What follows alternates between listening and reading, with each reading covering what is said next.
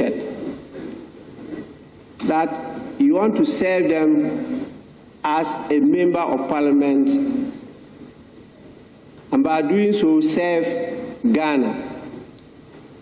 You don't want to serve Ghana as a high commissioner in Nigeria. I took note of those statements, and I'm going to hold you as my son. He knows what I mean by saying that. It's not the word of the general son I've been using for all of you. This one is different. And he knows the import of that. I will hold you accountable to the good people of Ayawasu East constituency. Serving them, you must. And so I'll focus on you on this floor to see how you perform in serving them. If you don't, I can assure you I'll be there to campaign against you in the next election. To facilitate your work, we'll definitely have to give you the basic tools to work with. And the first is the Constitution of the Republic of Ghana, which we just swore to preserve, to protect, and to defend. This is the Constitution of the Republic of Ghana, 1992. We will add to you the standing orders of the Republic of Ghana. These are revised standing orders effective 2nd January 2024. And so they are not the standing orders that you know, because you were here before. These are revised standing orders. Please kindly take note, read them, and make sure that you are going and abiding by these standing orders. The other documents will follow soon. But on behalf of the House, I want to congratulate you for winning the by-election. Your winning this by-election has also triggered urgent action in this House. And so we have in this House a proposed private members' bill, which is meant to amend the Criminal and Other Offences Act to include conduct and acts during by-elections, and also primaries of political parties. It's important I draw attention to this, because we need all of you to come together for us to do what we believe is right. And so I will congratulate you, because you followed what was the law. But we are now going to change that law and make sure that the sentiments and concerns that Ghanaians have raised become binding law on all of us. In the meantime, you are congratulated and you are welcome to this house. Thank you very much.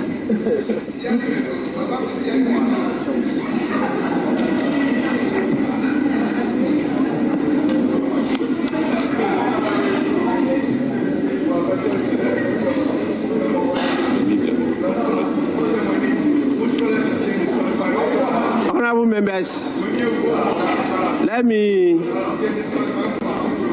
acknowledge the presence of some of our visitors, because our doors are now widely open. Every sitting we receive so many visitors. and it's our practice to always acknowledge their presence. And so we have visitors from 3 institutions today. We have 64 of them coming from Dar es Salaam Islamic Basic School, which is located at Lejo Kuku. They are led by their English language teacher by name Mr. Kwame Debra Jang. Please, you are warmly welcome to Parliament, your Parliament, and luckily you witnessed one of the rarest occasions, swearing in of a member of Parliament after a by-election. So that is a fortune for you. Also take time to learn the other things that take place on a daily basis. And so on behalf of the House, I warmly welcome you. Please resume your seats.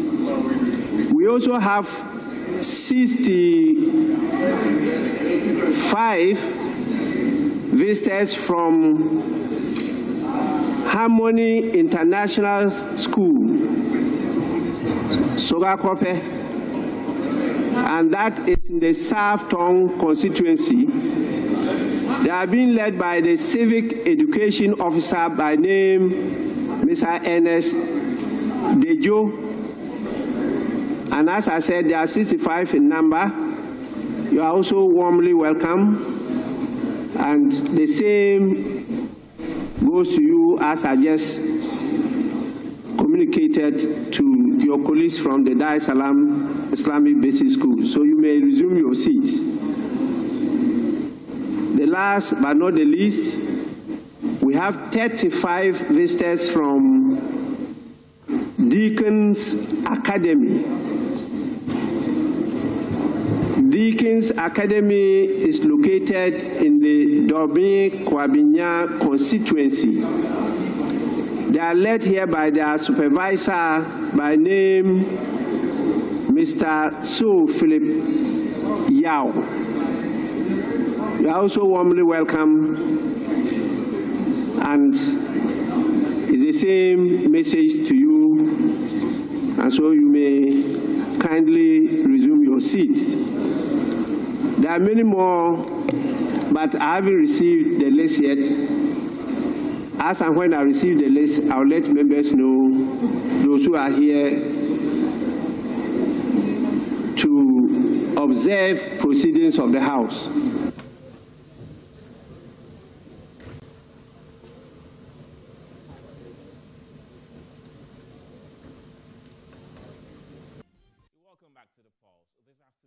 Government institutions have remained deserted as workers stay off the job, leaving clients stranded on day 2 of the CLOGSAG strike.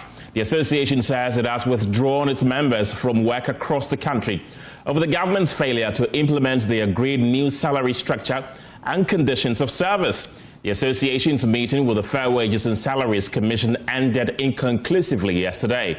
The meeting is expected to continue today, but even before that happens, a visit by JoyNews to several offices, including the Wa Municipal Assembly and the Upper West Regional Coordinating Council, found the offices completely shut down, leaving clients stranded.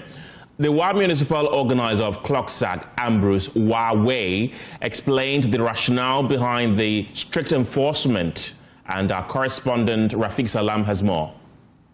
We also have a better life.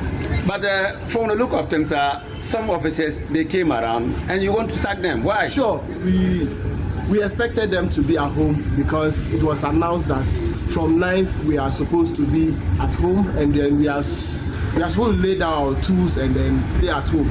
We ensure that you go home. We are out and then we are ready to. But that will be against my rights because I want to work. No, it is also against our collective rights that we are demanding something that government should pay attention to and then implement, and then at the end of the day we are not seeing results that we are expecting. I'm seeing that you are tying red bands on the door lockers. Sure. But from the look of it, if this office we are currently in, if not all the members are members of CLOGSAG, can you do this? Well, we are very sure that there are so many of our members in this office, and so we are only tying it here so that it will send a signal to them that we are actually on the strike. So what is the level of compliance? Oh, I can say it's almost.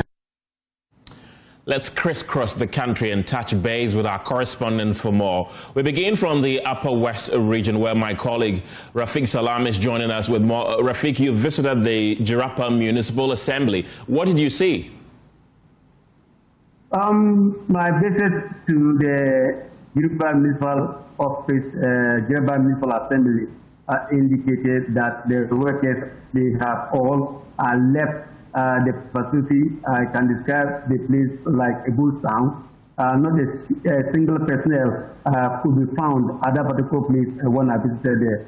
What I saw, or the warrant that I saw there, was a highly pregnant woman that came all the way from Sabuli, which is about 40 kilometers away from the Jirapa municipal capital, who came to register the birth of a last child. And so when she came around, the workers were not there to really give them that support, give her that support, and she was really worried.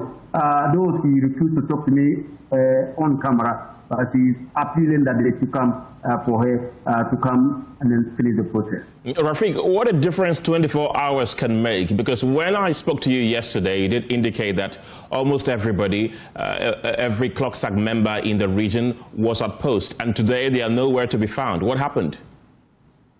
One, I bumped into the municipal, what do you call it, organizers of the CLOGSAG in the one municipality. They told me that yes, yesterday, the people argued that they were not properly informed about the intended strike which began yesterday. And so that was the more reason why they came there to ask them, to sack them from their various offices and then also lock them out. And so that clearly means that could be the threat. The reason why most of them are, they came, but they left, and others also just prefer to stay away from the office. And aside from the Jirapa Municipal Assembly, where else have you been today? I've been to the one municipal assembly where I saw that some of the offices were locked, and then also I've also been to the regional coordinating council, to be precise, the block B, block B or C of the assembly, where we have this local government staff for work, and even in fact the office of CLOGSAG is even at the block in that particular premises. And also I've also been to the Beverly Registry, both the region and also the municipal, and then the workers were not there. Were not there, they were not approved. Rafiq Salam with that update from the Upper West region. Thank you. To the Ashanti region now, where Clinton Yabua is standing by with more. Clinton, what's the situation like where you are?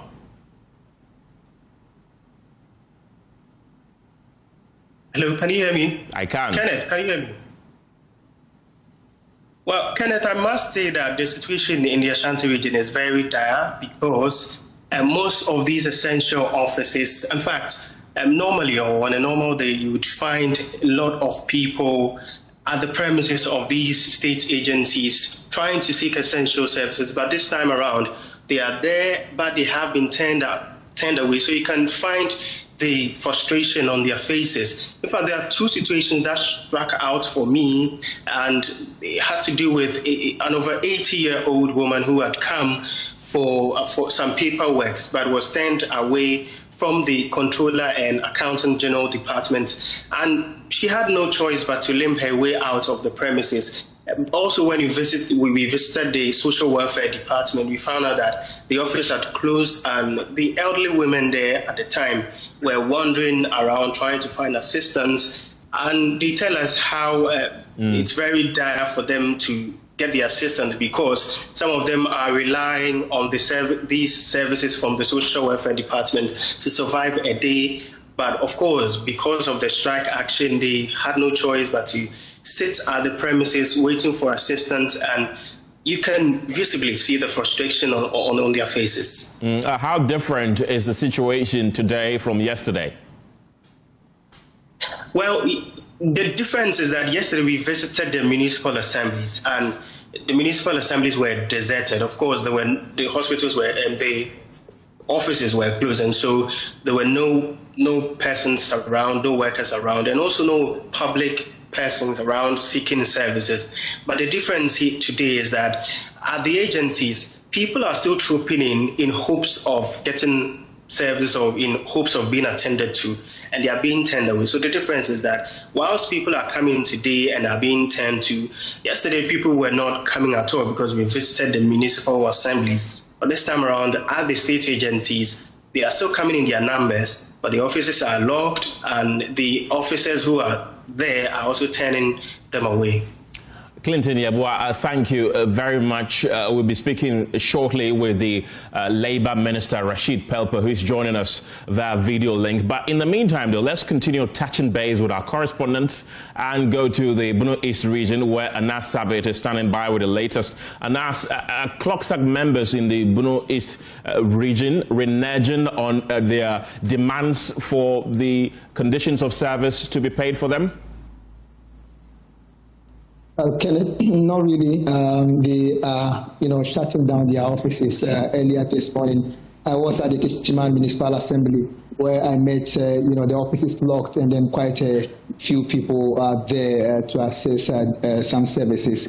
I spoke with one man earlier who visited the fiscal planning office with his documents. He says he's building a project, and he needs them to give him the green light to continue with his project. And once the offices are locked, that means that project is going to be halted until further notice. I had to move to the Techiman North District Assembly. Behind me is the District Assembly, right, which is, virtually empty. If you come here, it's more or less like where you meet on Saturdays and Sundays. No officers are here, and there are no people also here to be attended to. So I spoke with a couple of the people I met here, some staff who came here to pick some items, and they are telling me that until their grievances are met, they are going to stay away from the offices until further notice. So the strike is actually biting hard here in the Bono Street, and same applies to other assemblies I checked earlier today. Anasabi, thank you very much. Let's now head to the Western region, where Inathalia Kwanzaa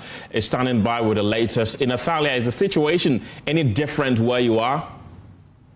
No, Clinton, the situation in the Western region is the same as our other colleagues have indicated in the West, in their regions. So I have been to the Birth and Death regional office, and it was locked. I've been to the STMA, most offices were locked, and I had personally called some of these CLOGSAG members from these institutions on phone to find out what is happening, because I see people lined up in front of their offices, and they tell me that this is a decision, a collective decision, a national decision, and they do not think they are going to come back until their demands are met. I have called other colleagues across the Western region to find out what is happening within those districts as well, and the situation is the same. Honestly, it's having a toll on people who have gone to these offices to, get services from them.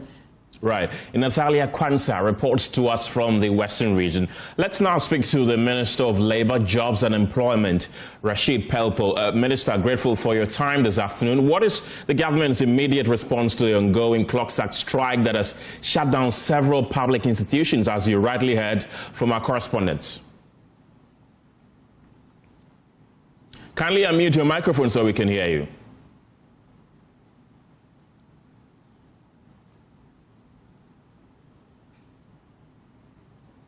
Hello, Minister. Government is very much concerned about what is happening. CLOGSAG is one of the functional institutions that ensure that government machinery moves on. They stay at the base, at the office, and works to ensure we get what we want in our effort to change the fortunes of this country.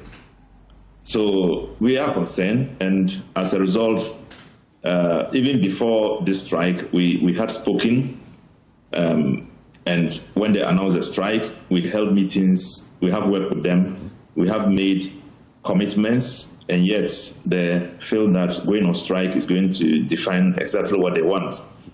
But for me, And for us in government, we believe that talking to each other is very critical. In the end, it gives the direction where we want to go, and it can eventually fully respond to and satisfy their needs. We are not dealing with CLOGSAG alone. We are dealing with an overall complex relations with all working people of Ghana.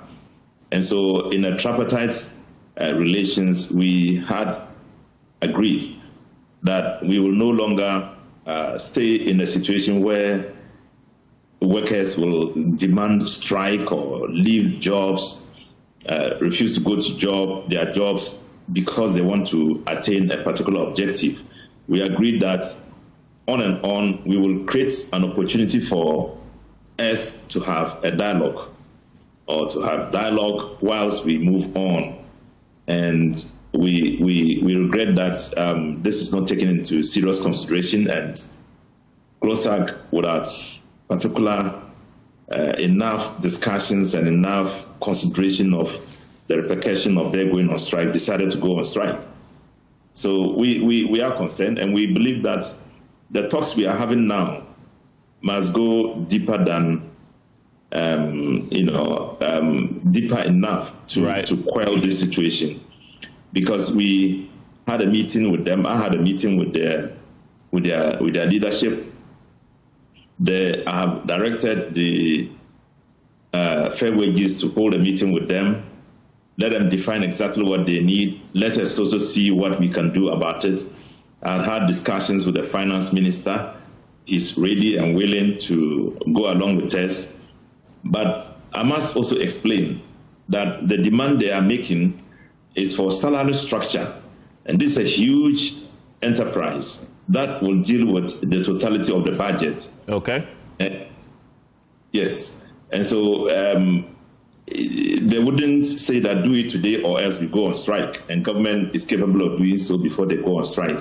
Let us agree that we are going to make commitments, and those commitments will follow it up to the logical conclusion.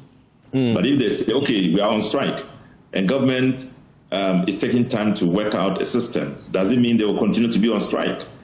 We all are committed to moving this nation forward.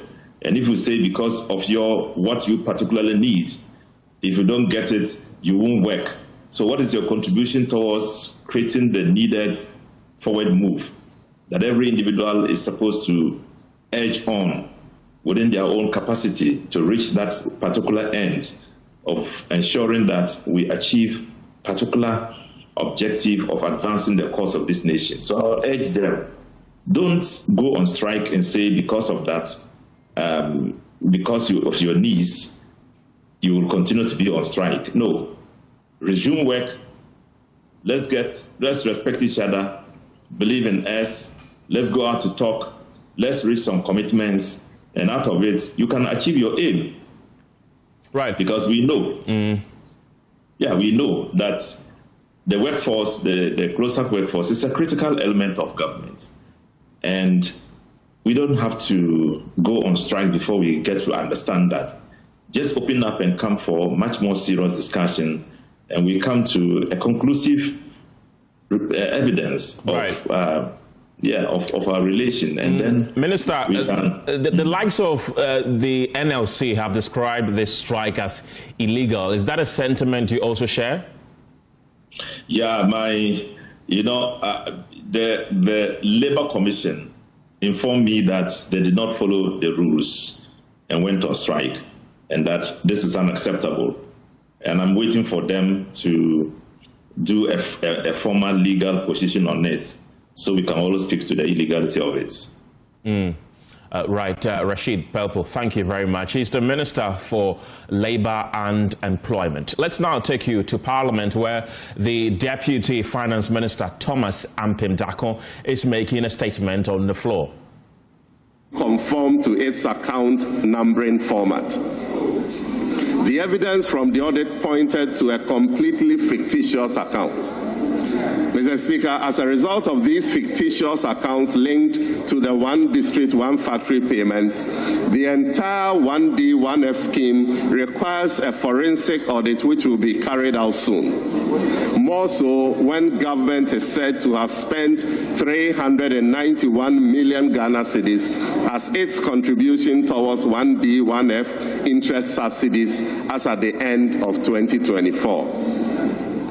The dry spell expenditure.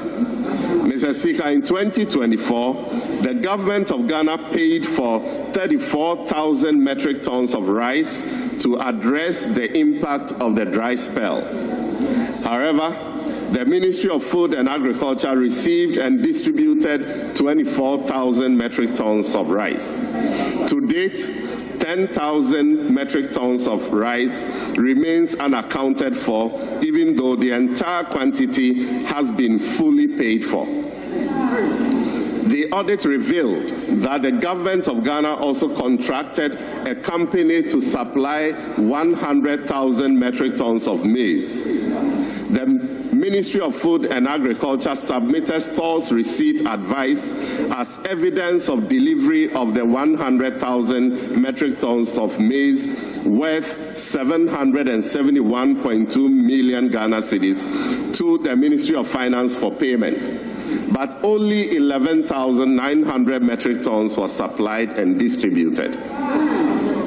Mr. Speaker, it is worth noting that the store's receipt advice was supported by a checklist that was certified by the internal auditor of the Ministry of Food and Agriculture. Overpayment for transportation of grains. Mr. Speaker, under the Farmer Food Relief and Recovery Program, a transportation company was contracted to transport 134,000 metric tons of maize and rice to farmers across the country at a contract sum of 115.2 million Ghana cedis. Even though the company transported only 35,000 out of the 134,000 metric tons, which should have costed 30.9 million Ghana cedis, the company was paid in cash 50 million Ghana cedis. In addition to this payment, the company was given 7,311 metric tons of rice, equivalent to 14,622 bags of 50 kg rice, which amounts to 11.7 million Ghana cedis in lieu of cash for no work done.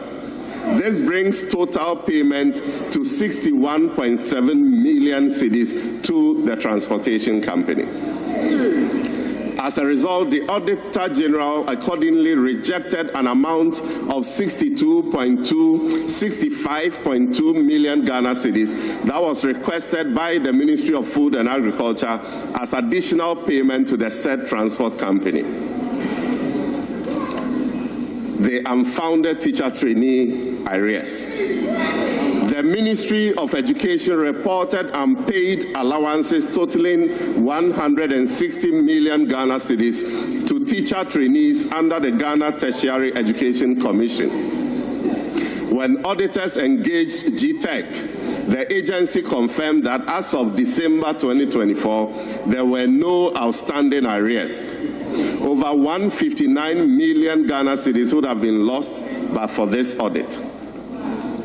Mr. Speaker, an amount of 6.1 million Ghana cedis appeared on the Ministry of Education's BTA schedule at the Controller and Accountant General's Department, even though the same funds had already been paid by a donor partner. Such entries opened a door for double payments and exposed a dangerous pattern of weak oversight and porous coordination between donor and government financial records. Mr. Speaker, auditors identified BTAs totaling 293 million Ghana cedis for 6 MDAs with no documentation. There were no contracts, no IPCs, and no record of any executed work. Mr. Speaker, the breakdown of the unsupported BTAs are as follows. Ministry of Gender, Children and Social Protection, 241.2 million Ghana cedis. Ministry of Roads and Highways, 26.3 million Ghana cedis. Judicial Service, 18.2 million Ghana cedis. Ministry of Special Initiatives, 3.7 million Ghana cedis. Ministry of Health, 2.4 million Ghana cedis. And the Office of the Attorney General and Ministry of Justice, 782,262 Ghana cedis. Falsified stores receipt advices intended for misappropriation of public funds. Mr. Speaker, auditors uncovered transactions worth 9.4 million Ghana cedis supported by forged stores receipt advices, SRAs, that had been used to justify requests for payment for goods that were never delivered. Ministry of Defense, 4.8 million. A contract between the Ministry of Defense and a company for vehicles intended for border surveillance and monitoring of the 2024 general election revealed that despite the issuance of stores receipt advice, which is an official document confirming that goods have been received, dated 12 October 2024, the vehicles were never delivered. Similarly, the Judicial Service appeared to be caught in a web of falsified stores receipt advice. While an SRA dated 25th October 2024 claimed the receipt of 7 Toyota saloon cars, as soon as the audit was initiated, the supplier wrote to the Judicial Service on 10th April 2025, indicating their inability to supply the said vehicles as scheduled. This shows that fraudulent documents were submitted to the Ministry of Finance for payments, and steps have been taken to avoid the recurrence of these incidents. Mr. Speaker, these cases illustrate a disturbing pattern of fraud designed to deprive the people of Ghana hundreds of millions of cedis of public funds. Recycling of already paid IPCs and invoices. Mr. Speaker, claims amounting to 4.4 billion Ghana cedis, which had already been paid between 2020 and 2024, were fraudulently resubmitted for payment. These recycled claims originated from the following MDAs. Ministry of Roads and Highways, 3.6 billion Ghana cedis. Ministry of Health, 384.8 million Ghana cedis. Ministry of Energy, 216.7 million Ghana cedis. Ministry of Food and Agriculture, 57 million Ghana cedis. Ministry of Defense, 40.9 million Ghana cedis. Independent power producers, 36.4 million Ghana cedis. Ministry of Finance, 26.4 million Ghana cedis. And Ministry of Interior, 3.1 million Ghana cedis. Mr. Speaker, but for our vigilance, the Ghanaian taxpayer would have lost a colossal 4.4 billion Ghana cedis in these recycled claims. Right, Honorable Speaker, one eye-opening finding of this audit was that MDAs did not have sufficient records of what they had contracted, what they had paid, and what was outstanding. Shockingly, Government of Ghana was at the mercy of contractors and suppliers to determine how much is owed to them. Mr. Speaker, this calls for an urgent review, redesign, and implementation of an appropriate PFM architecture to manage our public funds. Mr. Speaker, auditors identified duplicated and overstated claims by MDAs totaling 1.4 billion Ghana cedis. These MDAs include the Ministry of Local Government, Chieftaincy and Religious Affairs, an amount of 408.3 million Ghana cedis. Ministry of Energy, 386.7 million Ghana cedis. The National Service Scheme, 334.5 million Ghana cedis. Ministry of Roads and Highways, 125.65 million Ghana cedis. Ministry of Health, 114.2 million Ghana cedis. And the NCC, 8.8 million Ghana cedis. Mr. Speaker, the Ministry of Defense reported 77.1 million Ghana cedis as outstanding claims for which IPCs and invoices were issued, although the contract had expired and deliveries were not made. Mr. Speaker, according to the auditors, confirmation responses received indicated an overstatement in claims by 161.9 million Ghana cedis. These emanated from Department of Urban Roads, 57 million Ghana cedis, Ministry of Transport, 39.9 million Ghana cedis, Department of Feeder Roads, 22.46 million Ghana cedis, Ministry of Food and Agriculture, 20 million Ghana cedis, Ghana Highways Authority, 17.5 million Ghana cedis, and the Ministry of Foreign Affairs, 2.68 million Ghana cedis. Agenda 111. Mr. Speaker, the audit of Agenda 111 projects also revealed that a total amount of $7.9 million United States dollars was paid to 35 contractors as advance mobilization under the program. But these contractors have either failed to mobilize to site or the work done is not commensurate with the amount paid. The advance mobilization guarantees secured by the 35 contractors who received the $7.9 million US dollars have all expired. The Auditor General has subsequently issued notices of surcharge to the offending contractors. In conclusion, Mr. Speaker, this audit has exposed a rotten system designed to fleece the people of Ghana. It reveals not just lapses in our public financial management architecture, but a pervasive and systemic plunder of the public purse. A culture marked by the fabrication of fictitious claims, the resubmission of recycled invoices, the forgery of stores receipt advice, and the treatment of public funds as personal entitlement rather than as public trust. The President Mahama administration refuses to accept this rotten system. In fact, we refuse to normalize waste, and we refuse to ask the Ghanaian people to pay for fraud. Mr. Speaker, the Minister for Finance has formally referred the report of the Auditor General to the Attorney General to bring to account those responsible for this rape of the public purse. Those who abused their offices, colluded with contractors, falsified records, or attempted to loot the public purse through the back door will be held to account. Mr. Speaker, the Ministry of Finance will no longer serve as a rubber stamp for weak controls and falsified claims. Going forward, no payment will be made without full verification, no commitment will be entered into without budgetary allocation, and no officer, regardless of rank, will be shielded from accountability.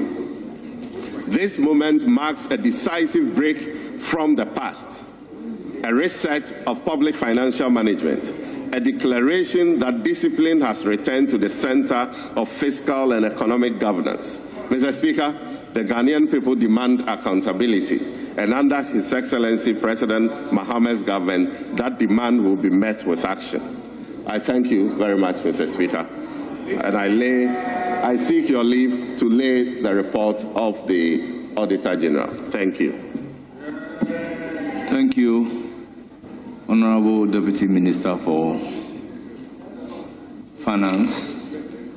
Honourable members, I will open the floor for comment, subject to Order 91, 3, and 4.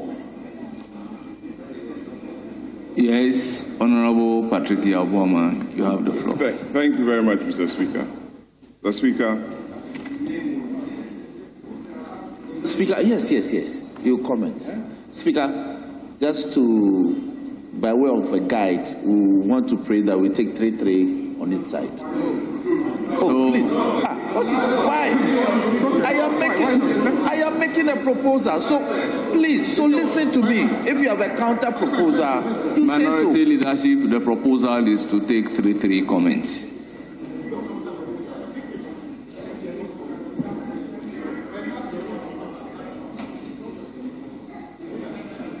Can do.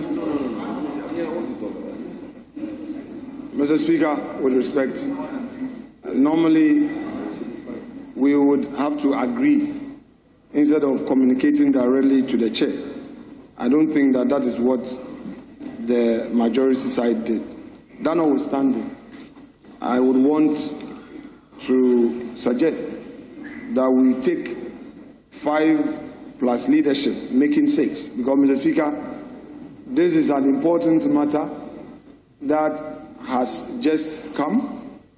We would be happy to talk about it, especially when the Deputy Minister talks about rot in governance.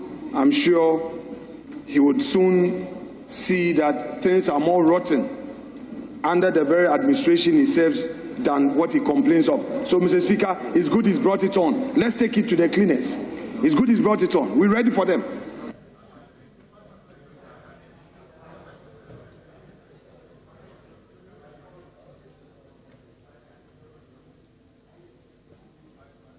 Leadership. 6. Very well. So by Order 91(4), the comment must not exceed 5 minutes. The timekeepers are up there. The floor is now open. Honorable Patrick Yabuama. Thank you, Mr. Speaker. To make some few comments on the statement by the Deputy Minister of Finance. Mr. Speaker, this statement to Parliament is on the report of the Auditor General on arrears and payables at the end of 2024, Mr. Speaker. Mr. Speaker, Article 187 of the Constitution of this country establishes the Office of the Auditor General of Ghana and empowers the Auditor General of Ghana to look into the books of all MMDAs and institutions of this country, Mr. Speaker. It also gives persons affected by the report of the Auditor General the opportunity to explain certain things before a formal report of the Auditor General is laid before the House within 6 months after each financial year. Mr. Speaker, we don't know the basis of this report. Has the Auditor General given those implicated or mentioned in this report, or those officers or the institutions mentioned thereunder, the opportunity to respond and take advantage of the provisions under Article 1879, which says that a person aggrieved by a disallowance or a surcharge made by the Auditor General may appeal to the High Court. Mr. Speaker, I believe the Minister of Finance has rushed into presenting this statement. There are various officers or institutions of state who had to be invited to answer questions. Mr. Speaker, the NDC administration has been in power for just under a year or a year and a half. They have all the powers of state to invite anyone who has committed any offense to be investigated and brought before any court of competent jurisdiction. Mr. Speaker, we rush to this House, make this statement, implicate people, and later go back and find out that they haven't committed any offense. Mr. Speaker, let's be careful with the way we handle public officers. There's been so many occasions that reports have been submitted to us, referrals are made to the Public Accounts Committee, you go there and the records are sent to them and it shows that they've committed no offense. Mr. Speaker, let's be very careful, Honorable Deputy Minister of Finance. I'm sure you are in a rush to satisfy or settle some scores. This is not the forum for this statement.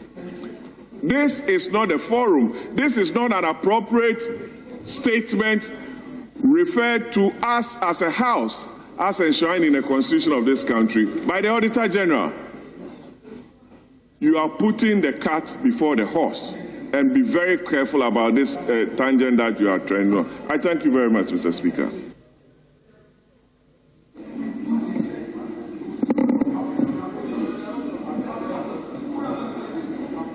Yes, Honorable Kwame Agulia. Mr. Speaker, I thank you for the opportunity to make few comments about this very important statement. Mr. Speaker, this is the right forum to talk about this. Mr. Speaker, I will explain to you. And when I finish explaining, colleagues would understand why this is the best forum. Mr. Speaker, the statement talks about contracts. Mr. Speaker, some of the largest contracts in this country are approved by this House. Mr. Speaker, this House approves even contracts, road contracts, where we write into the contract that we will buy even mobile phone that the contractor will use on the project. We borrow money to buy mobile phones for the contractor on the project. Yes, you say, hey, that is what you have approved. We even pay for the use of the mobile phone approved by this House. Tell me this is not the best forum. This House approves contracts and say we should pay a contractor $29 million as mobilization. And if that contractor fails, if we fail to do certain things, the contractor can walk away free with our $29 million. Tell me this is not the right forum. Let's look at each other. I don't know your constituency, but in my constituency, there will be a pregnant woman today who may be struggling to find a health facility to attend. I have constituents today who are looking for potable water to drink. And if you and I, members of parliament, write a contract and give away $29 million to a contractor and say that when the contractor raises a net certificate, we are not able to pay, the contractor can walk away with $29 million. Tell me this is not the right forum to be talking about it. What has this got to do with the Auditor General? It is members of parliament who should do our work diligently. How do you feel buying a mobile phone for a contractor? Mr. Speaker, I believe these issues are very serious. Mr. Speaker, during the validation process by the Ministry of Finance, Mr. Speaker, it is quite obvious. In fact, I have at the ministry currently about 500 million claims that when the contractors were asked, show me your contract, the contractors didn't come back. But these contracts were formed at the ministry, at the agencies. Tell me this is not the right forum so that we who represent the people who do things right. It is not about NDC or NPP. But these monies are being wasted in our names. Mr. Speaker, it is not about anybody there or me. But this is the waste that is in the system. Mr. Speaker, when every day, including tomorrow afternoon, I'll be asked, when will you be paying the contractor who has stopped work in my constituency? And tomorrow, I'll be answering those questions. Minority leader, bear with me. Tomorrow afternoon, I'll be asked questions by colleagues. Why is the contractor on my road not working? And I tell you that this same house have approved $29 million to be spent on a project, Walawale, how do you call it? Savelugu to Walawale, and the contractor work free. Tell me this is not important. Mr. Speaker, it is very important. And I am urging the House. Mr. Speaker, yes, I'm a minister. I can guarantee, yes, I'm a minister. Look, let me tell you. Mr. Speaker, it is important for Parliament for us to take our work diligently. Because I know there may be contracts in committees and other things. Let us do diligent work so that going forward, we avoid these things. Mr. Speaker, we have situations where last week I said we were so reckless in contracting and commitment that almost, Mr. Speaker, 90% of road contracts that were awarded in 2024 did not have any commitment authorization. And that day, I said that, including the former finance minister's own constituency, he didn't even issue commitment authorization for road work in his own constituency. That is reckless. That is reckless. So, members of parliament, hello, the buck stops with us. We must do our work diligently. So, if you say this is not the right forum, this is 100% forum to bring this issue. And I want you to help government make sure that we tighten these things. It doesn't matter whether it's NDC or NPP that is this government. These roads were not necessarily sanctioned by politicians, but that is the system we inherited. We are only calling for a reset of the system, and President Mahama is saying that I will reset the system, and I call upon you to support that system. Thank you very much. So we've been listening to proceedings from the House of Legislature, where the Deputy Finance Minister, Thomas Ampem-Nyako, on behalf of the Sector Minister, Kasiel Atoforsen, delivered a statement on the floor. And here are some of the findings according to the statement delivered. It says that the government of Ghana paid 34,000 metric tons of rice to address the impacts of the dry spell. However, the Ministry of Food and Agric received and distributed 24,000 metric tons of rice. To date, according to the Deputy Minister, 10,000 metric tons remain unaccounted for, even though the entire quantity has been fully paid for. The audit, according to the Deputy Minister, also revealed that the government of Ghana also contracted a company to supply 100,000 metric tons of maize. The Ministry of Agric submitted stores receipt advised as evidence of delivery of the 100,000 metric tons of maize worth over 700 million Ghana cedis to the Ministry of Finance for payment, but only 11,900 metric tons were supplied and distributed. These among many anomalies that the Deputy Finance Minister says in Parliament, and it's been debated on by both the minority and majority of the House. This is certainly a development story that we will attend to shortly. But in the meantime, let's still stay in the House, because the minority in Parliament has warned of job losses if government goes ahead to implement the new sliding scale mineral royalties barely 24 hours after the bill was matured into law. The new royalties law will allow government to adjust royalties on minerals in alignment with the prices of the minerals on the global market. The minority has, since the introduction of the bill in Parliament, held concerns about the implication of the new royalty scale on mining firms and revenue generation. Addressing a news conference in Parliament following the maturity of the bill into law on Monday, Chairman of the Subsidiary Legislation Committee, Patrick Yao Buama, first explains the new rate will affect the instant decision of major mining firms in Ghana. Powers. The Chinese are investing heavily in mining here, and they see the net effect of this fiscal regime on their investment. The Chinese took over the Achim mines, Newmont Achim. It's all owned by the Chinese. They also have a mine in Achempim. They are doing big mining operations in the north, I think Upper East or so. So if the big major players or the big economies are talking about this regime, then government has to look at it carefully.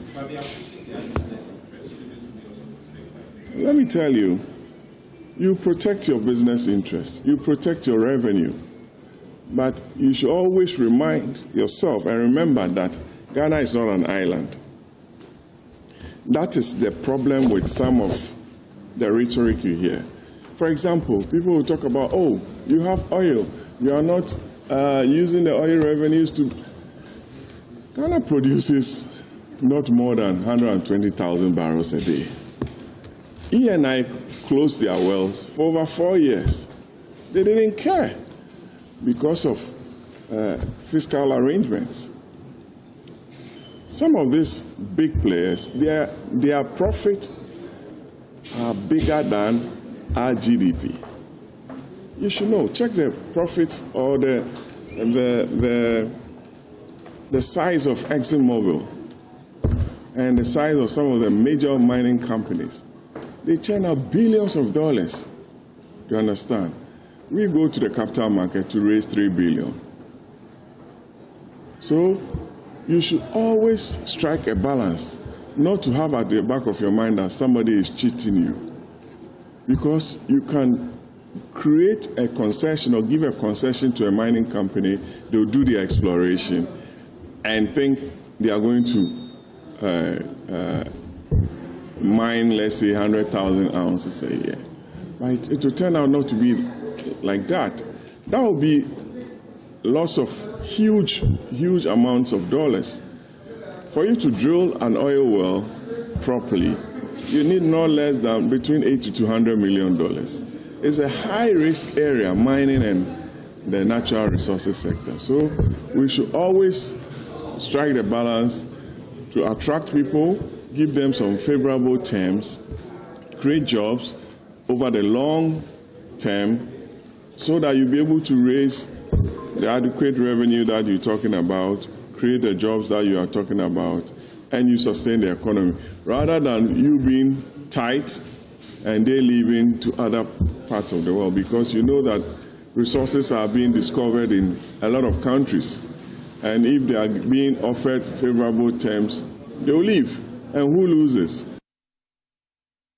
Secondly, you promised the companies a reduction in the growth and stabilization levy. It means that you knew of the effect of this sliding scale and royalties regime on the revenues and the investment plan of these mining companies. So as we speak, there's nothing before Parliament. I've done my research. I've spoken to key government people. And you are all friends of the House. You are always here with us. If government had introduced anything to cushion the mining companies, you would have been the first group to have reported on it. There's nothing like that on the floor. And it's marks of some dishonesty on the part of government that you promised them to do this to cushion them, and as we speak today, you haven't done it. And these are global companies represented in various parts of the world. And their reports will go to their headquarters. They will not take us seriously because, to the best of their knowledge, this is not a right framework to attract investment. So they will start looking elsewhere. That is my worry. So government suspend this? Government should honor their promise of reducing the growth and stabilization levy from 3 to 1% to balance the hardship on the companies.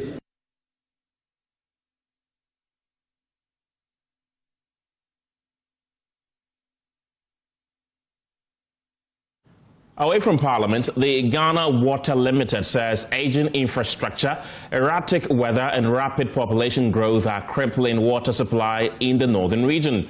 The Daloon water treatment plant, built to produce 45 million gallons a day, is now operating at about 35 million gallons, nearly 22% below capacity, far short of Tamale's estimated daily demand of 90 million gallons. Director of Public Relations at Ghana Water Limited, Stanley Mate, tells JoyNews the ongoing Tamale Water project is expected to ease the pressure. The disclosure comes after a JoyNews hotline documentary revealed the human cost of the crisis. Residents of Grumo trek up to 7 hours daily in search of muddy and safe water, an ordeal the community's chief, Al-Hassan Musa, says is quietly straining marriages and family life. Here are excerpts from Thirst in the North, produced by Nana Boachi Yadom.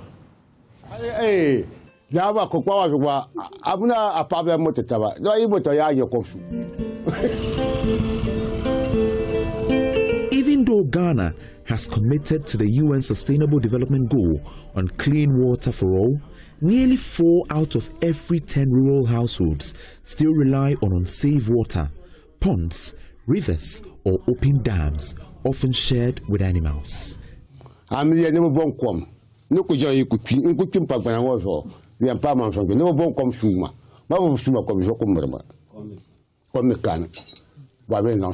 spend all their time at the dam or looking for water. So it means that any other activity they are supposed to be taking that is income related is suspended because you have to get the water. And the last one, he says that their children are unable to go to school most of the time because they spend time looking for water to keep them clean before they go.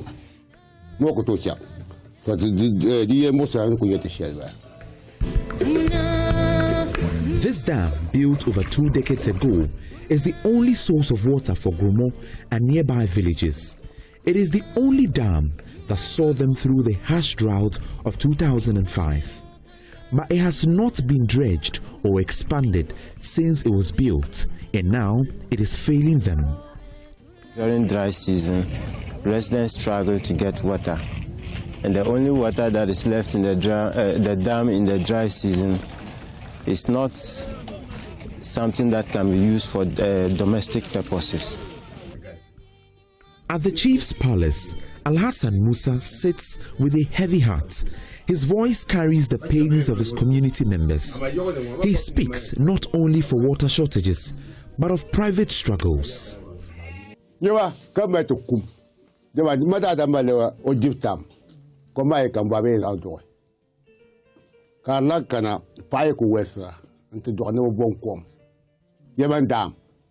Even when it comes to sex, because when you have sex, there's no water to bath, and this is affecting their relationships.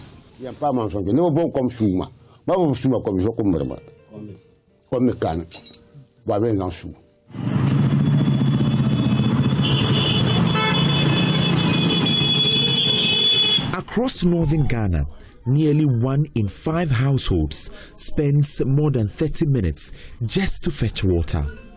In the most remote areas, that journey can stretch to several hours, costing children their time, strength, and sometimes their education. Those are excerpts of our latest Hotline documentary, Thirst in the North. The full documentary is available on our social media platforms. Meanwhile, Director of Public Relations at Ghana Water Limited, Stanley Mate, says the water crisis stems from a combination of aging systems, erratic weather conditions, and surging population in the northern region. And so that is why I'm saying that our upper west is quite sufficient. Let's go to the north then, northern region. Okay. So the northern region is served from the Dallon treatment plant, where we abstract water from the Nawuni River, and then we treat for the people. Now, there are a lot of challenges here because the Dallon treatment plant is an old treatment plant. There was some work that was done some time ago, so with the Tamale Water Project. So then we improved on the supply to Tamale and its environs. The main challenge there is the level of the Nawuni River during the dry season. And then during the dry season, what also happens is that the people within that area win sand, alluvial sand, so they make the water very turbid. When it so happens, it affects the performance of our pumps. Sometimes they break them down and all that. And the pumps there are quite old. One, for instance, that I remember I think was installed in 1972, and then the other new ones that were installed about some 15 years ago. But we have challenges with them because of the nature of the raw water. And during the dry season, the level goes down. Now, what we have done now, which we just completed about a week ago, is to create a weir so that we can store more water in the dry season. So now, as I speak, the levels are good. So we can abstract water and still treat during the dry season for the people. And what will be the impact of this? There's a population increase within the area, so the treatment plant is unable to serve the entire population. So we ration water within the Tamale municipality. And so that is another challenge. So we're unable to serve them 24/7, but at least every community gets water about 4 to 5 days in a week. The pulse returns after this. Welcome back. The Ghana Institute of Engineering will hold its 56th annual general meeting and conference in Ho in the Volta region from March 16th to 20th, 2026 under the theme Engineering the Food Security and Sustainable Agriculture Value Chain. In the lead up to the AGM, the institution is engaging the media to raise public awareness and showcase the vital role of engineering in promoting food security and sustainable agricultural development in Ghana. And joining me in the studio this afternoon, I have the Vice President of the group, Dr. Patrick Amwa-Bequain. I hope I got the name correctly. And then also I have Dr. Lucy Japon as well joining me in the studio. Ladies and gentlemen, good to have you on the show. I want to begin with the lady because we always say ladies first. Let's talk about the theme. Okay. What brought about the theme for this year's event? So I think over the past number of years, Ghana Institution of Engineering, we have tackled many issues. It's varied from a wide range from infrastructure to, sustainable smart cities. But this year, we wanted to take something that was pertinent, something that was very important to Ghana and something that was topical. So we wanted to go down the agricultural value chain. We know that agriculture plays a very significant role for our nation, yet somehow it feels like we've not tapped into its full potential. And there is a role for engineering to play when it comes to sustainable agriculture, not just looking at at the farm, but rather throughout the process, the infrastructure, the tools, the skills, knowledge to take it from the start, value addition right to when it gets to the consumer. So for us, GHRU wanted this year for us to look at agriculture, looking at all the divisions we have in the institution, and then say, how can we effect the change that we truly want? Dr. Bakwe, I'm learning something new today. Yeah. Engineering and agriculture, I know that they work hand in hand, but what will someone take out of this when they attend this annual conference? All right, thank you once again. And on behalf of the entire institution, we want to thank Joy FM and also Multimedia Group for the support you've been giving us. Indeed, at the end of the conference, we expect that the narrative in Ghana in terms of the agricultural value chain will change. And government, civil society, everybody will know the important role of engineers in the food that we get on our table. Most often than not, when we are talking about agriculture, people do not think about engineers. Yeah. But from the land preparation to the time food comes to your table, engineers play a very vital role. And that is why, as she rightly said, this year we are focusing on food and food security. Beyond that, we expect that the conference will bring together researchers, practitioners, those within academia, and also the general public will be there to discuss issues related to agriculture. So when you come to our conference, we are going to have a different opinion about engineering and the role of engineering practitioners in agriculture. Now, talking about that, it is important that you said engineers, but it is important that I emphasize that we are talking about the engineering value chain. So from the artisans, mechanization, from the technologists, the technicians, to professional engineers, they all play a very important role in the development of our nation and in ensuring that food comes to your table. So think about one, who brings food to your home? The road, and that's where the road engineer is very important. What about the equipment that are used for agriculture? That's where the engineering practitioners come in. Even when it comes to agro, now there are new technologies in agriculture. Engineers play a very vital role in ensuring that we use the right technology, smart agro-processing, the use of AI. Those are the roles that engineers play.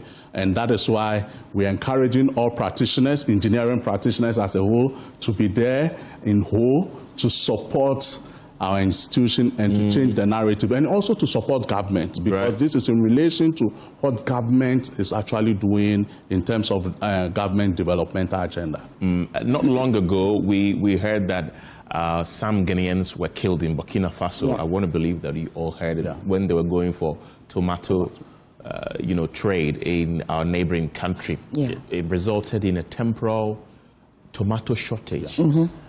As engineers, how can engineering solutions help in food production like tomato? How can we get them in abundance while protecting the environment? I want to come to you. So I think the challenge when it comes to some seasonal crops is that they come at particular seasons. But there's so many technologies that exist today that can allow you to do it year-round. In terms of infrastructure, in terms of innovative engineering solutions, they can vary irrigation systems. And that has always been the challenge when we come to Ghana. So a lot of the times, we have what we do all the time. And then we have, in peak seasons, we'll say we have even, more than enough. And then some even go to waste. We need to look at the whole system and say, what do we do or what solutions can we have so that it becomes a year-round production?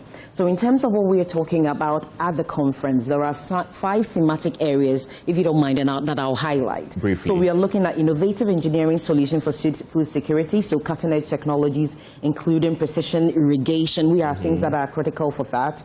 Infrastructure for sustainable agricultural value chains, climate-smart agricultural system, sustainable financing and policy reforms, sustainable processes, materials and food systems, youth, gender, and inclusive agripreneurship, so that we need to have the fertile ground to be able to do what we need to do. And no one can say that Ghana, we don't have fertile ground. We do. However, it still lacks some infrastructure, some irrigation system here and there. And that is why some government agencies are also coming to this conference. We have the Ghana Irrigation Development Authority, who are coming to share some of the amazing work they are doing to be able to support initiatives such as that, to make sure that we become a self-sustaining nation.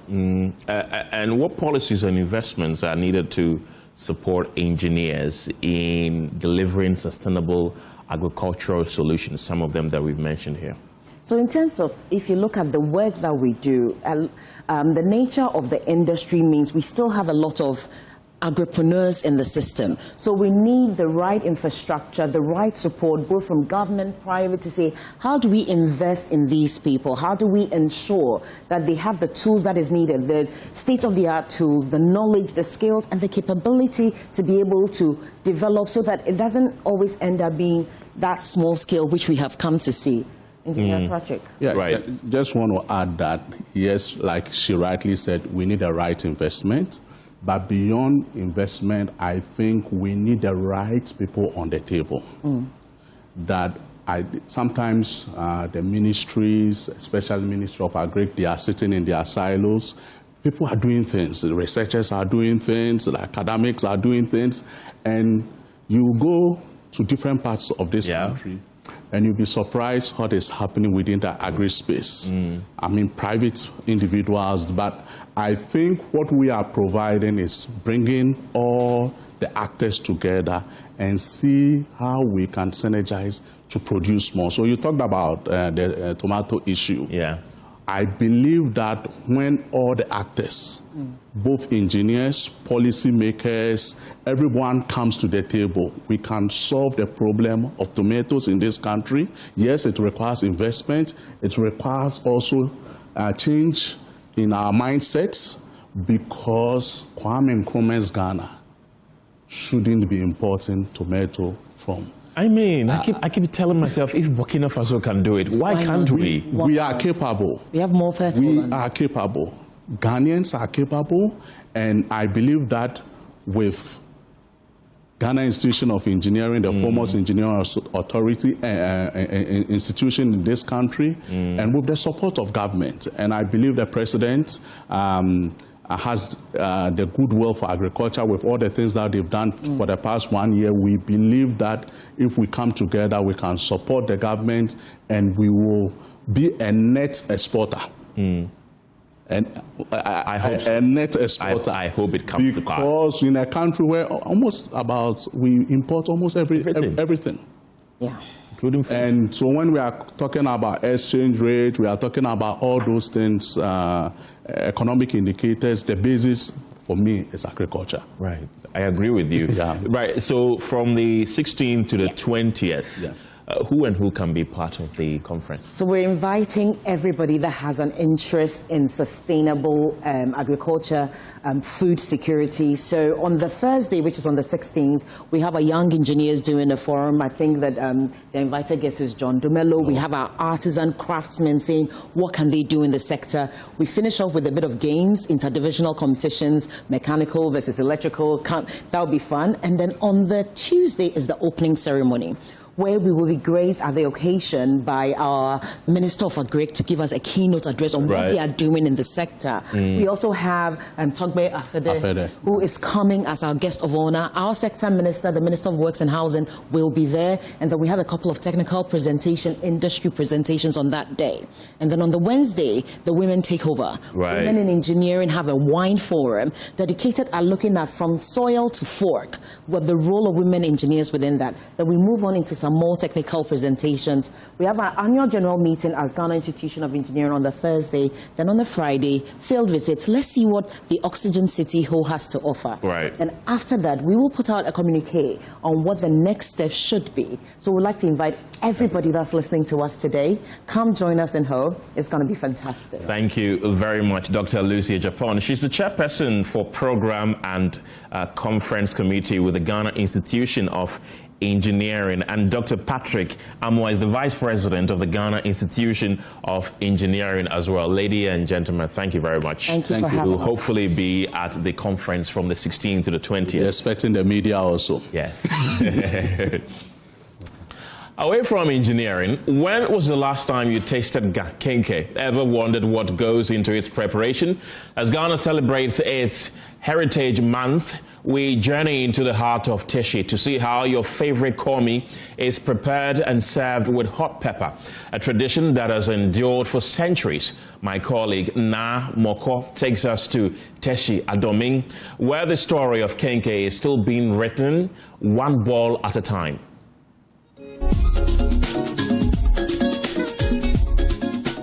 From the street of Osu to the shores of Adan, kenke, locally known as komi, Otimi or Dokno, has been preserved for centuries. Developed by the Gadangme people, the delicacy goes beyond its roots. Today, it is enjoyed in Ghana, cutting across tribes and regions. But what really goes into its preparation? In Teshi Adoemi, Yomo Amoko walks us through the preparation process.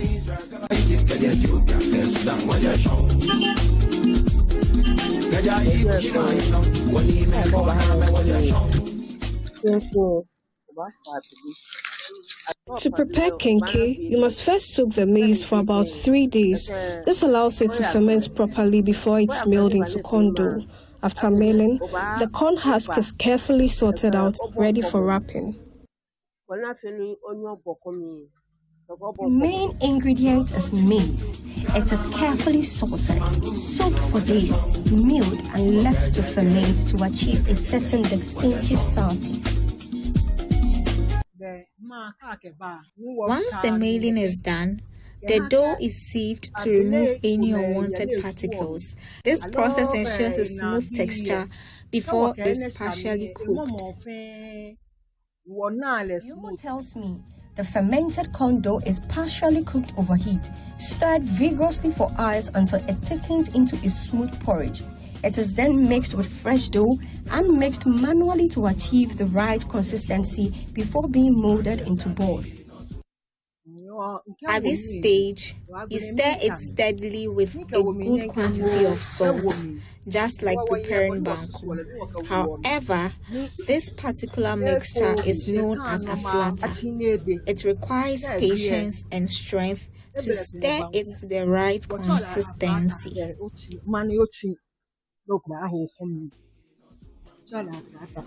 Each ball is then wrapped tightly in soaked corn husks and tacked to seal. For this batch, nearly 400 balls are packed into this large aluminum pot. At the base is extra husks that forms a protective layer to prevent overcooking. A measured quantity of water is then added. The pot is sealed tightly with sacks and polythene to trap in steam. For nearly 4 hours, it boils slowly. When the flatter is well cooked, it is mixed thoroughly by hand to achieve that smooth, firm and slightly starchy texture that gives kenkey its unique body. Once fully cooked, the kenkey is removed, salted and repackaged to retain warmth. But there's one more thing missing here: pepper, shito and fried fish.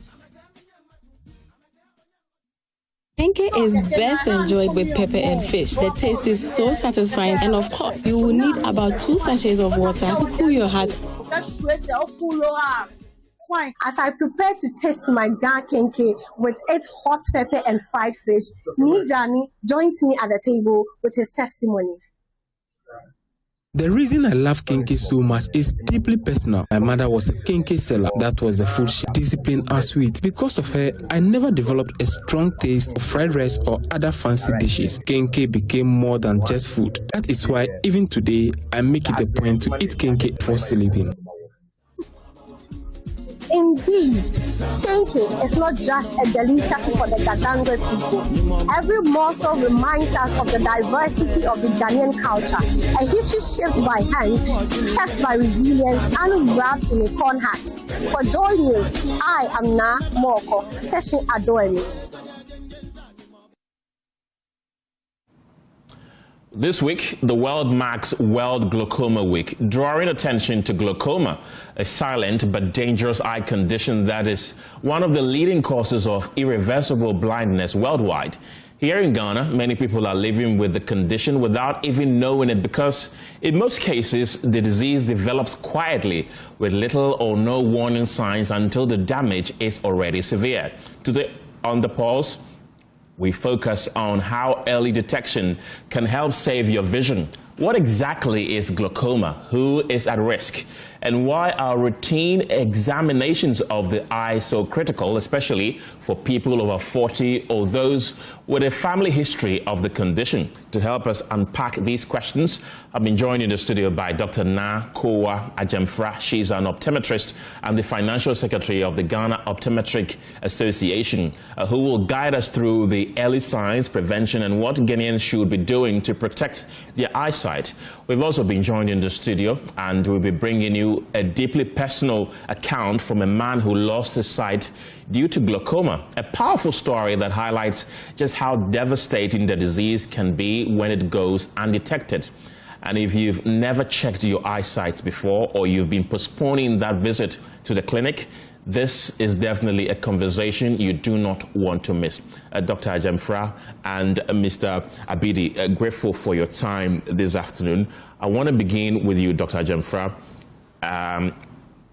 Tell us a bit about glaucoma and who it can affect briefly, and then we speak to John as well. Okay, thank you very much, Kenneth. Before I continue, I'd like to say hello to the members of Ghana Optometric Association, all ophthalmologists, all ophthalmic nurses in Ghana, because this year's theme is unifying to get a glaucoma-free world. And so all the cadres in the eye care space are working together to achieve this. Yes, so what is glaucoma?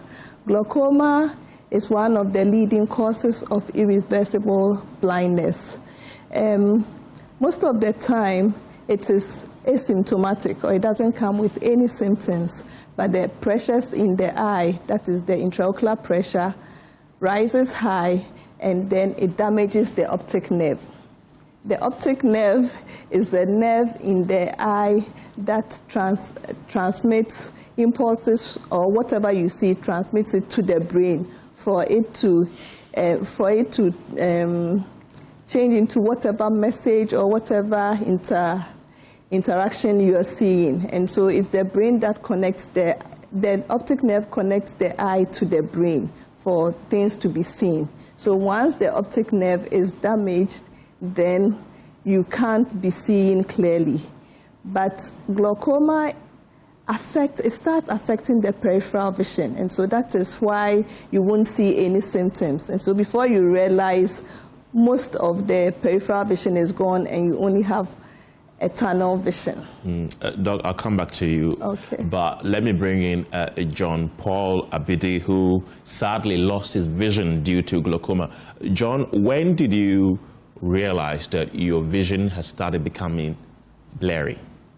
Okay, I detected it during I was 2014. That time I was in school. I was having a course at HND course at Ghana School of Surveying and Mapping at 37. So during the second year, first semester, I detected that my vision was blurring. So when we were on vacation, I went to a hospital at Akwetia, St. Dominic's. And that was the first time I was diagnosed of glaucoma. Then I started treatment there to date. Then sometimes, glaucoma too, the medication and those stuff, it is time-consuming and money-intensive. Because you need to be going for regular checkups and those things. Yeah, so during that time, sometimes I defer the checkup, and times I'll go and leading to us. So the eye went off about 3 years ago. How old were you when you first detected that you were having blurry vision? Let me say 27 thereabout. Wow. John, I'll come back to you again. Dr. Jamfra, I asked of the age because we were usually told that when you advanced in age, that's when you start, showing symptoms of glaucoma. Because my grandmother, for instance, she was 96. She had glaucoma for a long time, and she went completely blind a year before she died. And so hearing that he had glaucoma in his mid-20s, that is a bit shocking, isn't it to you? No, so it's not shocking to me because glaucoma runs in family. It is hereditary. And so that is why we keep saying that once there's a family history, you should get your eyes checked.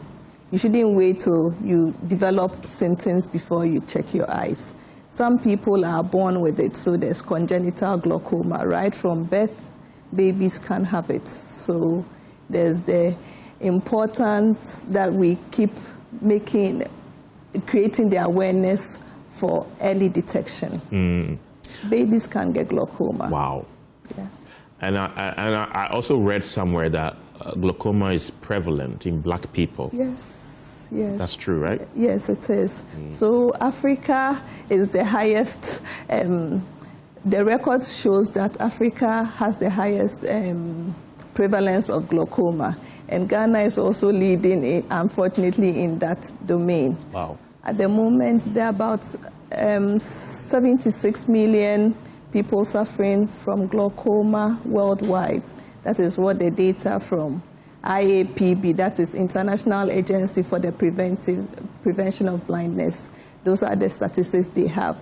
And they are saying that by 2040, the number will be about 110 million. That is in just 14 years from now. The numbers will be skyrocketing. And so there's a need for us to create the awareness more and more, yes. John, now that we know that glaucoma lives within families, do you have any family member who suffered glaucoma? Strangely, no. None of my family members that I know of have glaucoma that I know. Yes. And how has life been since you lost your vision completely? It's been difficult, but thanks to my family, especially my mother and my siblings, they've been very supportive, very, very much supportive in terms of finances and other stuff, going to hospital, medication, and other stuff. Times I get discouraged, but they encourage me to go. So for my family, they've been very supportive. And some of the challenges about moving around, like you want to go somewhere, unless there's somebody around to help you, and sometimes you can't even have your privacy. Everything you want to do, someone should be there. But when you are home, for home, I'm a bit comfortable with the home because I'm used to, so I can move around. But when we are going outside, yeah, it's difficult unless someone helps you around and before you can move. Since you were diagnosed with glaucoma, has anybody else in your family been diagnosed with glaucoma, or has anybody else in your family bothered to check their eyesight to see that if they possibly could also have glaucoma? Yes, they've been going to check, but they've not diagnosed of glaucoma, other eye conditions, but not glaucoma specifically. All right, John, I'll come back to you. He said he discovered that he had glaucoma when his vision started becoming blurry. Was that too late for him to have gone to the hospital? Yes, it was. It was quite late, and probably he said that was in 2014. You would probably go to the hospital. You'd be told you'd go through a series of tests, but because there aren't any remarkable symptoms, compliance become a challenge. Yeah. The cost of medication is also expensive, and so then it becomes a reason why people will not comply with it. And so those are the real challenges most of our glaucoma patients face. Is it treatable? So glaucoma is treatable or managed, but it's not cured. It's not curable, no.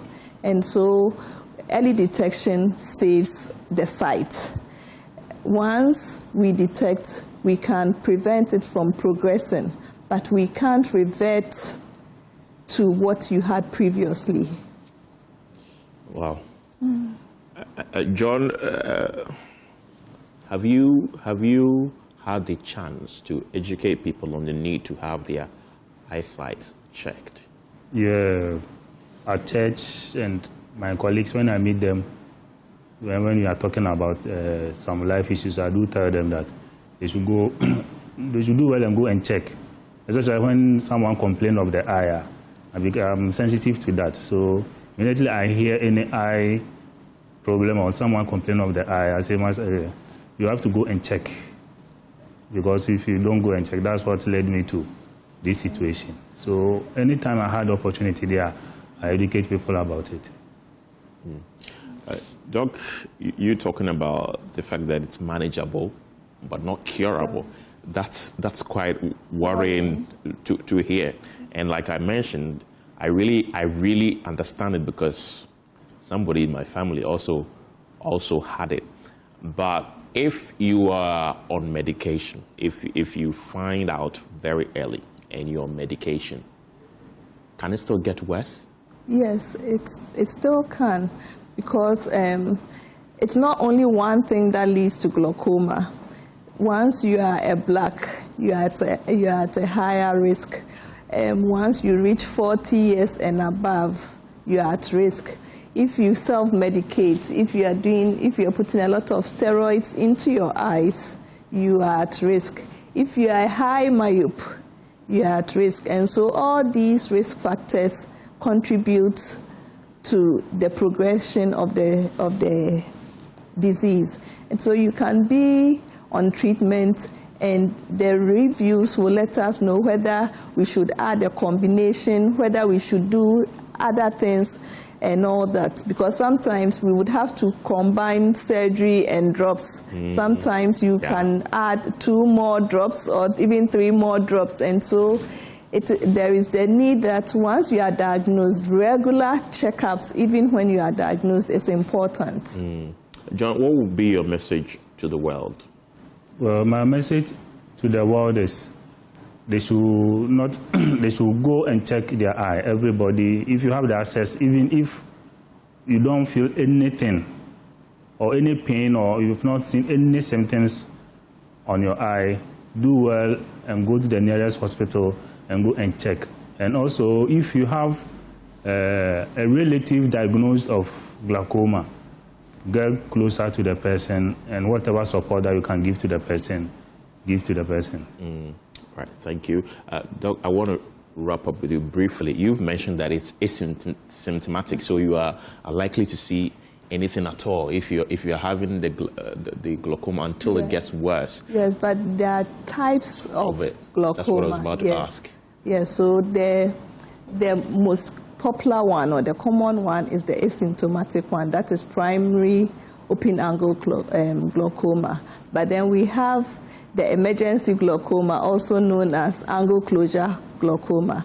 That one presents with symptoms. And so with that, you can experience pain in the eye, you can experience blurry vision, you can even vomit, get nauseous and vomit. And so those are acute ones, and those ones you would quickly seek help. And then there's a third one known as the normal tension glaucoma. And so your pressures, the intraocular pressures in the eye can be high, but then again, the pressures can be normal, but then you still have glaucoma. So that's the normal tension glaucoma. Dr. Na Kowa Ajamfra is an optometrist and the financial secretary at the Ghana Optometric Association. Thank you very much for passing by this afternoon. And John Paul Abidi is a glaucoma patient who unfortunately lost his eyesight due to that disease. And let's check our eyes. Kindly get your eyes checked, as you've heard from the doctor and the patient, that regular eye checks are very important because you can get it, I can get it, just anyone can get it. So please get your eyesight checked regularly. Away from glaucoma, the Director of Presidential Initiatives in Agriculture and Agribusiness, Peter Boama Otukono, says government has gathered enough evidence to prosecute members of the erstwhile administration over the alleged mismanagement of the Ghana Cocoa Board. Liquidity challenges at Cocoa Board became evident when the government failed to pay cocoa farmers on time last year, triggering a national uproar over the state of the cocoa sector.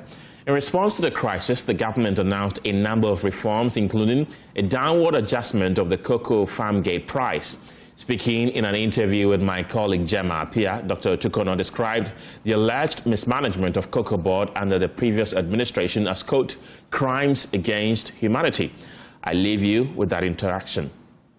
I sit with the Director of Presidential Initiatives in Agriculture and Agribusiness, Dr. Peter Boama Otukono. There's a lot to talk about in the agri sector, particularly cocoa, because a few weeks ago, the Finance Minister, Dr. Kate Latofor-Singh, announced a raft of reforms to address the liquidity challenges of Cocoa Board.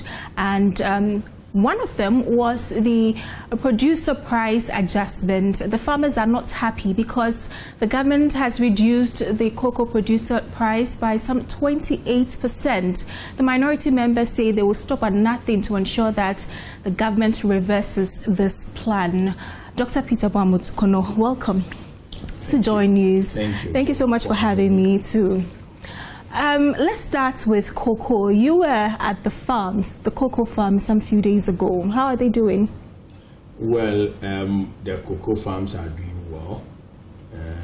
The cocoa farmers are also upbeat and hopeful about the future.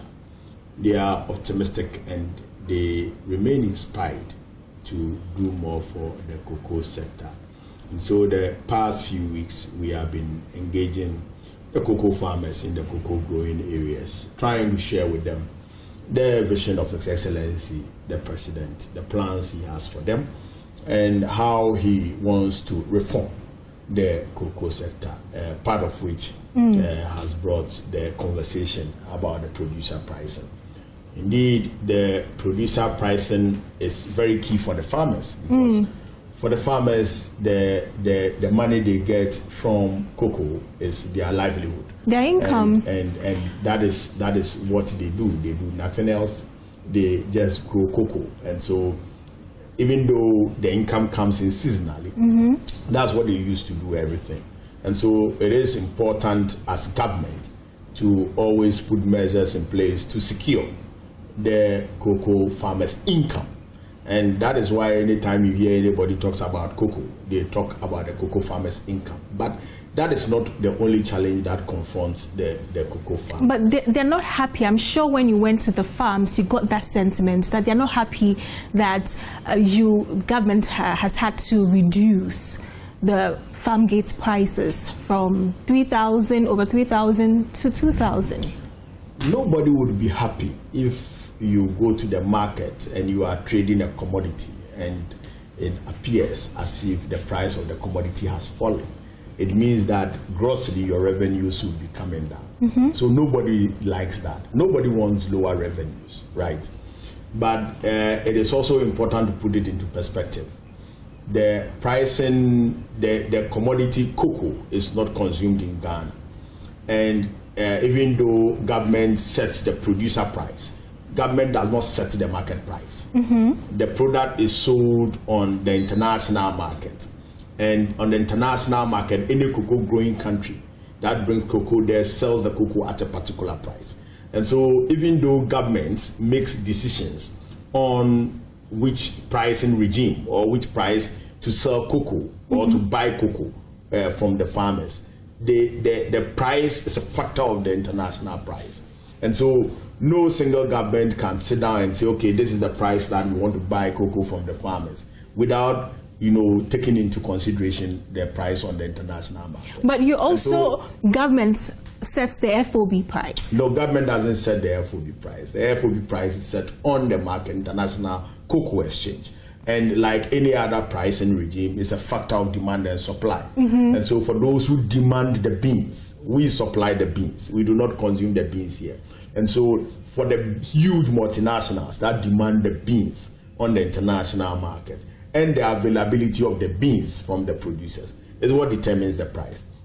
And so like any other pricing of any other product, demand and supply plays a key. And so on the International Cocoa Exchange, which we call the ICE, that is where the price is determined. And so your business newsroom would always announce that today cocoa is trading at this per ton, cocoa is trading at that per ton. And it is determined daily, depending on what happens on the international market. Now, government then would have to pick that value, and at certain points in time, let's say maybe the beginning of the season, or maybe in the middle of the season, look at the pricing regime and see whether government is trading reasonably and making reasonable revenue, which could take care of the farmers. Then set the price at that regime. But what has happened in the past 8 years is that the cocoa pricing regime has been rather slow in growth. And so you would realize that in 2017 to 2020, not a single cedi was added to the farmers' producer price. From 2020, it started going up. Now, what was happening on the international market was that within this period, there had been a steady growth of the cocoa price on the international market to a point where it peaked at even $12,000 per ton, $12,000 per ton. And so what government ordinarily would have done is to calculate a percentage which could be set as a baseline or which could be determined by the comfort of the government. And so in time past, government have been fluctuating that decision based on their comfort and the comfort of the fiscal regime. Then they decide on which portion they give to the cocoa farmer. And it will surprise you that between 2017 to 2024, the highest the government gave to the cocoa farmer is 30% of the FOB price. 30% of the FOB price. Now, that was our bone of contention. That was our worry. Because in the run-up to the 2024 elections, the engagement we had with the cocoa farmers, they told us that the pricing regime or the producer price the government was giving them was inadequate. And it was making them uncompetitive. So you promised 70% of the FOB price. They were not able to produce enough. And so yields were low. They were not able to supply enough. So then we had to promise that 70% because we had done it before. When we were in government, we were doing 70%. But even when you set the FOB price, you said you're going to give 70%. When now, we set the producer price. Yes. At 70% of the FOB price. Now you, the finance minister announced 90%. Even with the 90%, we are seeing the reduction. Okay, so what happened simply was that in 2025, we needed to live up to the promise we made to the people. And we needed to be fair and true to the cocoa farmer. So we announced 70% of the FOB price. At the time, it was selling for $7,200. Nobody thought that the price would come down significantly, regressively, in that manner. But it happened. And so we had to look at how to manage the situation so that, first of all, we are able to pay the cocoa farmers we have picked their beans at the previous price. and also to buy the outstanding cocoa beans that is lodged with the farmers, because they were crying. They have harvested their beans. They need somebody to buy, and you needed to buy. But when you go and buy at the old price, it's like buying 7,200 per ton cocoa and going to the market to sell it at $4,200. Nobody trades and loses like that. But you would realize that our total estimation for this year, last year and this year's season, was 650,000 metric tons. But at the previous price, which was set in 4th October, we had bought about 581,000 metric tons of that target. And so that means that whilst we have bought the cocoa at 7,200 per ton for 581,000, we have had to go and sell that below that price. And the interesting thing is that the very day we set that price, within 2 weeks, the price started dropping. In fact, within 30 days, the price had dropped from 7,200 to 5,800. And so what it means is that all the cocoa that we bought within October, when we go to the market to sell them, we would be losing over $3,000 per ton. And that means that the government would be losing about $2 billion in all for the cocoa that we had purchased. And so we couldn't sell all the cocoa, because when you go and sell, you've made losses. We had to pay the rollover contract of about 333,000 metric tons. And that agreement was signed at $2,600. And so you are buying the cocoa at $7,200 from the cocoa farmer per ton. Then you go and use it to pay a $2,600 per ton. You can imagine the loss. And so when you do the estimations, we are losing almost about $941 million from that trade alone. And so we paid some, about 240,000 metric tons were used to take care of the rollover. Then we sold some on the international market. And you would see that from data from 2017 to 2025, 2025 is the year that we have had the highest revenue from cocoa. Yet we didn't do any forward contract. Yet the price was dropping. And so cocoa brought in $3.9 billion with the small amount of cocoa that we sold. The rollover contract was not inclusive, just a small amount. Then some portions we were not able to sell. And so then it became difficult to pay the LBCs their $750 million, debt. And so because you are unable to pay them, they are unable to pay the farmers. So there are a lot of farmers from November that sold their cocoa beans through the LBCs. They took chits and they had not been paid. And so that crisis now led us to now fix the reforms, because then if you have that amount of money to pay and you don't have the money, and the price is also dropping, and you are absorbing over $2 billion from that trade, then it meant that you needed to take a very difficult decision to adjust the price so that you can cut the losses. You understand? I mean, so government still absorbs some, but they cut the losses so that we would be able to trade the outstanding beans from the market and also be able to trade in the next season. You've explained, but for the cocoa farmer who wakes up every morning and tends to the farm and ensure that we have the beans, he doesn't care about all these economics that go into the cocoa. What he's talking about is, at the end of the day, the government has reduced the price, the farm gate price, and that is unfair. Don't you agree? Unfortunately, the cocoa farmer must care. And the issue of fairness will not even come in, because you and I agree to the facts. And you are saying the ordinary cocoa farmer wouldn't understand. But it is fair. Do you understand? But the fact that he doesn't understand doesn't make it unfair. You, with all the explanations I've given you, you would agree with me that government has been exceedingly fair. You are even worried that we are paying 90% of the FOB price. Is that also? And that is fairness. But the cocoa farmer not understanding is another matter. And that is why we have had to go down to the cocoa farmer. So are you saying they now understand the issues and break it down so that now they would appreciate the reason why government is taking those steps? And there is a thing about policies. Public policies are made for the people, and it is important that you carry the people along. And so it was important that we share with the people as much as possible, to the barest minimum, for them to understand where we are with the cocoa sector and how government intends to use the reforms to strengthen and build a better and a more prosperous cocoa sector for the farmer. And so that is what we are supposed to do. And perhaps that's what media is supposed to do. Media is not supposed to relax on the discomfort, the misunderstanding, the lack of understanding of the farmer and say, okay, the farmer doesn't understand, so why did you take that decision? Or the farmer doesn't care, he just needs his money.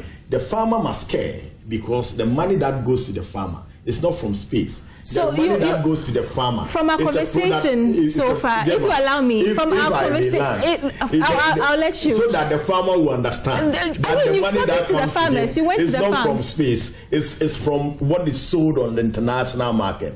A portion of it, or a fraction of it, is what comes to them. And for that matter, if that market is no more, there is no cocoa trade.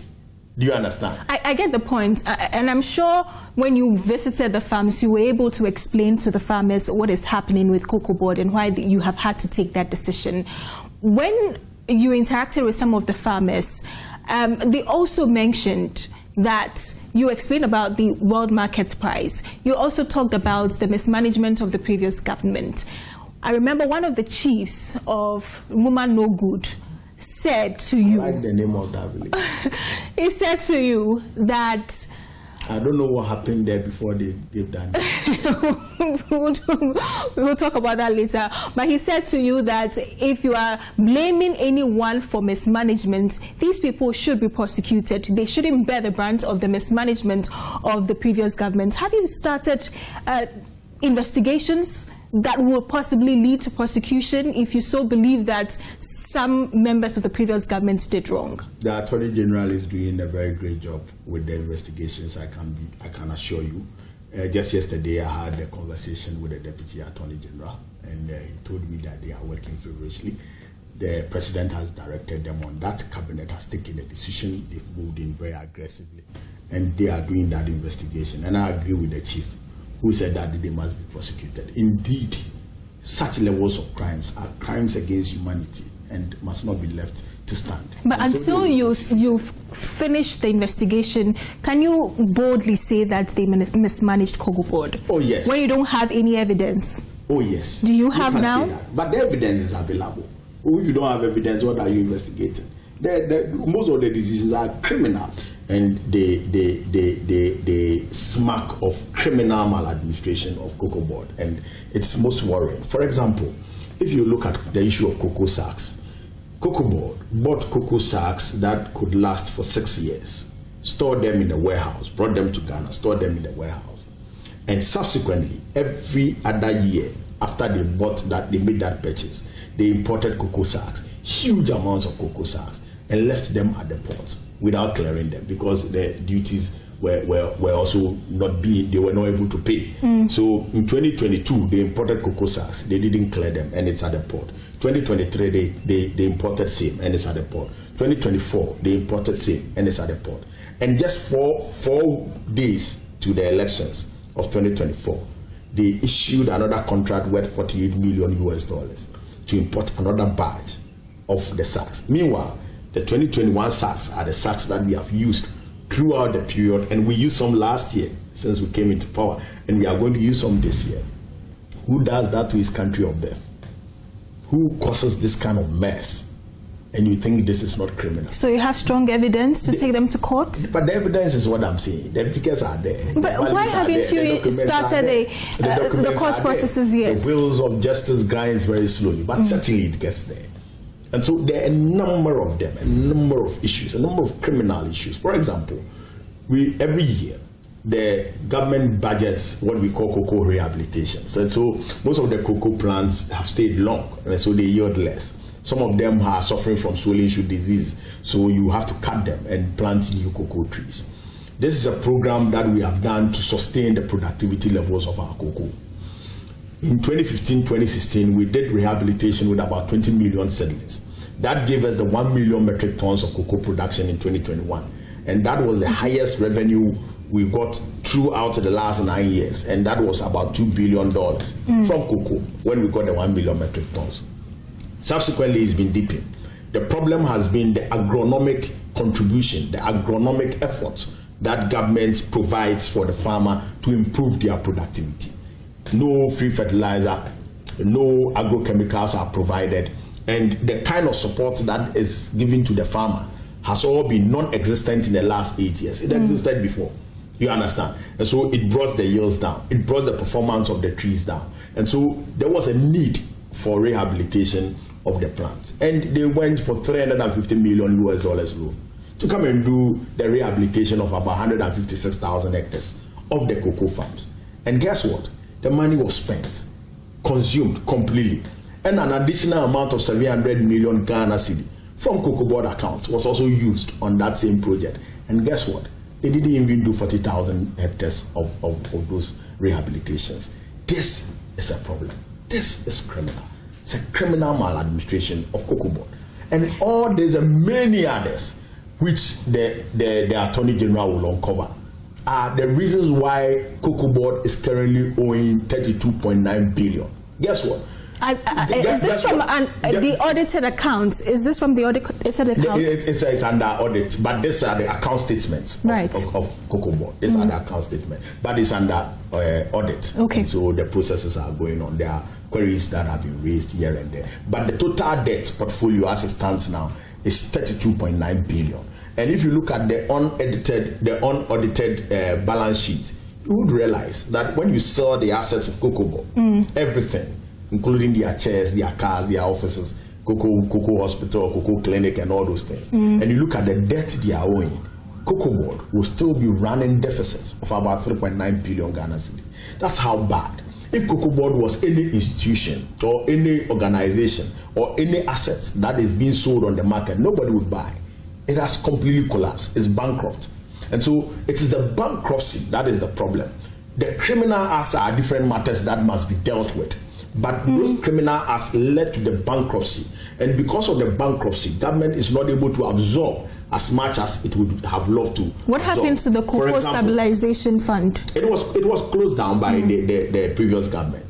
The Cocoa Stabilization Fund was set up by the previous President Mohammed's administration, so that we would use that to cushion the price fluctuations, if there is any. Our friends came, then they scrapped that fund. And just like most of the stabilization funds that were created under the President Mahama administration, most of them were utilized for other things. And so there's no stability now for Cocoa Board. Cocoa Board is owing debts that it must pay. Cocoa bills under the DDEP were rescheduled to 2025. And when we inherited government, we needed to pay those amounts. Yet you have $32.9 billion debt already sitting. Then you have to go and pay those obligations. Last year we paid some 4 billion. This year we are going to pay those cocoa bills, and we'll continue paying. And so these are unplanned, financial burden that already the government is absorbing. Then you have that coupled with the reduction, the grand slump in the global prices for cocoa, which makes it very difficult to cushion. But as I said, even with this, in the face of all these difficulties, the government has cushioned about $2 billion in the past, few months. So I get two challenges from you: the world market price being one factor, and then the issues of mismanagement of the previous government, which led to the debt, and which debt obligation we had to respond to. And for that matter, we are unable to offload more money to cushion the farmer. Back to the farmer, have you paid the arrears? Because in Parliament on Thursday, which is today, the minority in charge, or the ranking member, Isaac Yaopoku, talked about that the farmers haven't received the money that you promised or you said you had released. Have you paid the arrears? So, two things. Because of the crisis and the fact that we have had to reduce the price, the producer price, the premises licensed cocoa buyers who go and buy the cocoa from the farmers, sometimes with debt raised from the banks, and sometimes they credit from the farmers. And so when Cocoa Board pays them, then they go back and pay the farmers. Now this debt was to the tune of about $750 million, and that comes to about 7.5 to 8 billion Ghana cedi. Now, the last 2 weeks after the announcement, when the president directed that we should raise money for them, about 4 billion Ghana cedi have been released to the LBCs. In fact, last 3 days, I spoke to the president of the Licensed Cocoa Buyers Association, and he told me that they have received the monies and they've started disbursing the monies. And the process is still on. As we speak today, the value of the payment could even change, because as at yesterday, they were still processing the payments. And we are hopeful that in the next 2-3 weeks, we will be able to absorb all those outstanding debts owed to the farmers. Then the rest of the season, the LBCs can use their margins to buy at the 2,000. So if the minority is saying that the cocoa farmers have not received the monies, government is not to blame because you've already disbursed the monies to the LBCs. Is that what you're saying? Government has done the payments to most of the LBCs, not all of them. And remember, when the money hits their accounts, they have a long process of, it's a very complex process of disbursing to the various communities. How complex is it? The cocoa farmers are not sitting in one room like my office here, and you just go and give them the money. They are scattered across the country. And there is what we call the cocoa districts. The LBCs must now determine how much is going to every cocoa district. Then when the money gets to the cocoa district, it goes to their purchasing clerks, which purchasing clerks will now have to identify all those individuals that they have to pay. And so it takes time. And so whilst on the field, between Sunday and Monday, some of the cocoa farmers admitted that they have started receiving their payments. And so it will continue. But it's not everybody who is going to get at a go. But so far as the money is going, it means that the process of payments would have begun, and the farmers would get their payments in due course. The minority members went to the cocoa farms in the eastern region on Monday. I think you were also on the farm on Monday? On Tuesday. On Tuesday. They abandoned the by-election and went to the farm. And I told you the other time they had given up on the by-election, so they decided. Yes, and they say it didn't go well for them too. Right. The farmers gave it to them. They say that they will stop at nothing to ensure that at least you go back to the previous cocoa producer price. They should have stopped at nothing when they were in power to give the cocoa a better producer price. Otherwise, we wouldn't have been in this problem. In fact, they should have stopped at nothing. But they never reduced the prices. You did. They should have stopped at nothing in managing cocoa board. In fact, managing cocoa board very well so that their finances would have been good. If they had done that, the cocoa farmers would have been very grateful to them. What they are doing now is an exercise in futility. Indeed, they are insulting the sensibilities of the cocoa. I mean, the farmers, the cocoa farmers are crying. And you have seen some of the sound bites of the cocoa farmers when they visited them. In fact, they feel deeply insulted that is the MPP that is now coming to tell them their welfare and whether they are happy or they are not happy. Particularly when they saw what they did when they were in government. I also saw videos where they were not happy about the decision that you had taken. Nobody, as I said, when we started, nobody would be happy when there would have to be a reduction in revenue. But don't you think this is going to hurt you politically? This is unprecedented. It has never happened before. Absolutely. It has happened before. It has happened before because on the international market, the price has come down. Exactly. But this is the first time you are hearing the farm gate prices have been reduced. The reason why farm gate prices have never been reduced is that no government has ever paid the right price to the farmer than John Mahama. When you pay 70% to the farmer and the price drops below 30%, it means that you would have to go down. Do you understand? It's simple mathematics. The money I'm collecting, I'm giving you 70%. If the price drops beyond 30%, it means that I've gone beyond what I'm giving you. Is that also simple mathematics? Just common sense. That's why you don't need any math teacher to teach you. You understand? If I'm giving you 30% of the value and it drops by 50%, I can still give you the 30% and you will not complain. It's a simple common sense logic. You understand? But now I'm giving you 70% of the money. So when it drops below 30% or beyond 30%, it means that you are falling below the 70. So the price will come down. But when he was giving you 30%, when it comes down to 50%, 60%, even 70%, price drop. He doesn't need to drop the price. You understand? And so would you rather want that? And that is what has caused us to even do the analysis and be more real and be more scientific. In economics, there's something we call, you may want to allow me to finish this one. It's very important. It answers your question. There's something called purchasing power parity. Purchasing power parity tells you the real wealth of the amount of money that you are earning. And so you were giving the cocoa farmer 3,100 per bag. At the time, the fertilizer, which is a key input of the farm, was being sold at 700 Ghana cedi. And so if he's going to use the 1 bag to buy fertilizer, he can buy only about 4 bags from that amount. Now the same fertilizer is 350 Ghana cedis. If he's going to use the 2,587 to buy the fertilizer, he's buying almost about 7 bags to 8 bags of the fertilizer. There is this agrochemicals they use, they call it glyphosate, condemned. A dozen was selling for 960 Ghana cedi. So when they were taking 3,100, how many glyphosates were they going to buy with that 3,100? They could only buy about 3 dozens, 3 cartons. Now the same glyphosate is 420 Ghana, and with 2,500, they are buying about 7 of those cartons. And so that is, you see, sometimes we think that the farmers are not intelligent and they cannot really analyze the issues.